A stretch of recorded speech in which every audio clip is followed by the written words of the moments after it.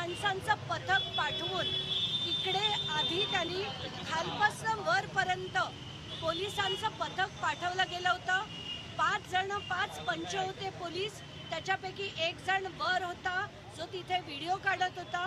त्याच्यानंतर एक पोलिसांनी इशारा केला, मग बरोबर 11:10 रात्री इथे धाड टाकण्यात आली होती आणि व्हिडिओ सकट 22 महिलांना, त्याच्या कसं असतं जर एखादा परवाना दिला तर त्याच्या काही अटी शर्ती असतात, त्या सगळ्या अटी शर्तींचं उल्लंघन झालं होतं।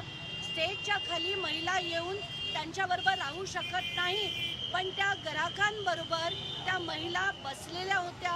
हे सगळं मी जेव्हा आता FIR मध्ये वाचलंय, त्याच्यात त्यांचा परवाना देखील योगेश कदम यांच्या आईच्या नावावर आहे। तर हे जे म्हटलं जात आहे, आधी म्हणाले ऑर्केस्ट्रा आहे, तर हा ऑर्केस्ट्रा नाही आहे, कारण त्याच्या व्हिडिओ सकट सगळे डिटेल्स पोलिसांकडे आहेत। यानंतर जेव्हा कळतंय की त्यांनी सांगितलं की माझं नाव होतं पण मी ते चालवायला तिसऱ्याला दिलं होतं, तर चालवायला दिलेलं नव्हतं, कारण परवानाच मुळी योगेश कदम यांच्या आईच्या नावावर आहे आणि जी बाकीची माणसं होती ती मॅनेजर, कॅशियर म्हणजे ती नोकरदार माणसं होती।